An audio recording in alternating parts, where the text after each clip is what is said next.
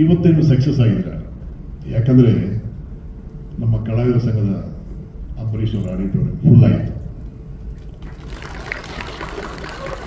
ಅಂದರೆ ನಿಮ್ಮ ಯೂನಿಟ್ ಮೇಲೆ ನಿಮ್ಮ ಹಿಂದೆ ಎಷ್ಟು ಶ್ರೇಯೋಭಿಲಾಷಿಗಳಿದ್ದಾರೆ, ಎಷ್ಟು ಸ್ನೇಹಿತರಿದ್ದಾರೆ, ಎಷ್ಟು ಅಭಿಮಾನಿಗಳಿದ್ದಾರೆ ಅಂತ ಗೊತ್ತಾಗುತ್ತೆ.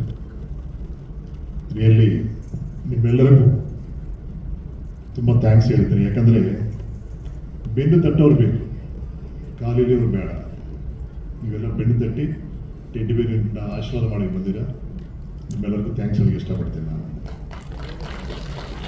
ಇದೇ ರೀತಿ ಟೆಡ್ಡಿ ಬೇರ್ ಕರ್ನಾಟಕದಲ್ಲಿ, ಆಂಧ್ರದಲ್ಲಿ ಆಗ್ಬೋದು, ತಮಿಳ್ನಾಡು ಆಗ್ಬೋದು, ಇದು ಪ್ಯಾನ್ ಇಂಡಿಯನ್ ಆಗ್ಬೋದು, ಸಕ್ಸಸ್ ನಮ್ಮನ್ನೆಲ್ಲೂ ತೊಗೊಂಡು ಹೋಗುತ್ತೆ. ಕಾಂತಾರ ಫಿಲ್ಮ್ ರಿಲೀಸ್ ಆಗುವಾಗ ದೇಡು ಜನನೇ ಬಂದಿಲ್ಲ. ನಿಧಾನವಾಗಿ ಒಂದು ಬಾಯಿನಿಂದ ಒಂದು ಕಿವಿಗೆ, ಆ ಕಿವಿ ಕೇಳಿಸ್ಕೊಂಡು ಆ ಬಾಯಿನಿಂದ ಇನ್ನೊಂದು ಬಾಯಿ ಹೇಳಿ ಹೇಳಿ ಹೇಳಿ ಕಾಂತಾರ ಒಂದು ರೀತಿ ವಿಶ್ವದಲ್ಲೇ ಒಂದು ದಾಖಲೆ ಮಾಡುತ್ತೆ. ಹೇಳೋಕ್ಕಾಗಲ್ಲ.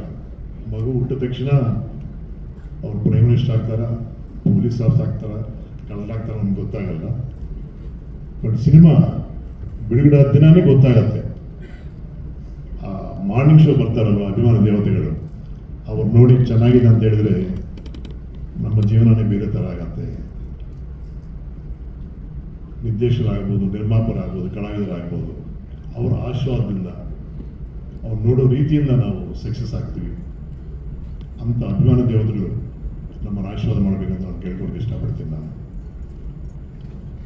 ನಾಯಕ ನಟನಾಗಿ ತುಂಬ ಚೆನ್ನಾಗಿ ಮಾಡಿದ್ದೀರಿ. ನಾಯಕರು ಗೊತ್ತಿಲ್ಲ, ನಾಯಕರು ಗೊತ್ತಿಲ್ಲ.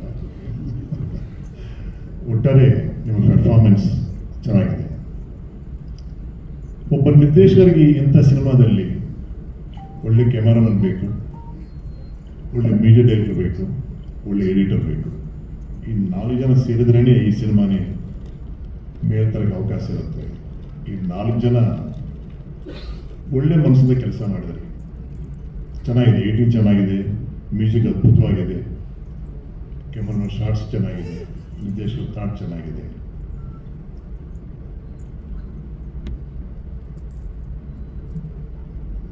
ತುಂಬ ಇಷ್ಟ ಆಯಿತು. ಸಾಂಗ್ ಇಷ್ಟ ಆಯಿತು, ಟೀಸರು ಚೆನ್ನಾಗಿದೆ, ಎವ್ರಿಥಿಂಗ್ ಗುಡ್. ನಮ್ಮ ದಿವ್ಯಮ್ಮ ಹೇಳ್ತಾರ ಕಾಲಭೈರವ ತುಂಬ ಚೆನ್ನಾಗಿದೆ, ಆ ಶ್ಲೋಕ ತುಂಬ ಚೆನ್ನಾಗಿದೆ. Most emotional ಕ್ಲೈಮ್ಯಾಕ್ಸ್ನಲ್ಲಿ